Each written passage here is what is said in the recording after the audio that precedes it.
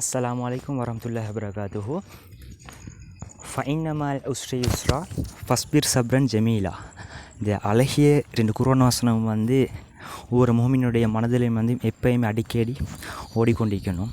அதாவது அதிகமான ஸ்டேட்டஸில் பார்க்கலாம், அதே மாதிரி நிறைய பேரோட வாழ்க்கையில் பார்க்கலாம்.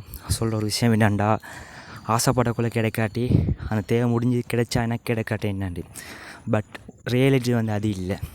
அல்லாஹ் தாலா உங்களுக்கு எந்த விஷயத்தை எந்த டைமில் கொடுக்கணும்னு நினைக்கிறானோ அந்த விஷயத்தை அந்த டைமில் தான் தருவான். பொதுவாக நீங்கள் அந்த விஷயம் உங்களுக்கு கிடைக்கிறதால அந்த நிமிஷம் நீங்கள் ஹாப்பியாக இருக்கலாம். காலம் ஃபுல்லாக அதில் கஷ்டப்பட வேண்டிய நிலைமையில் இருந்திருக்கலாம்.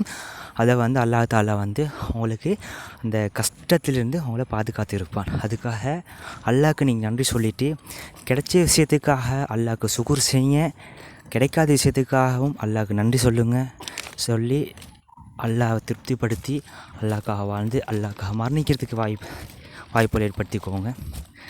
ஜஸாக்கல்லாஹு ஹைரன்.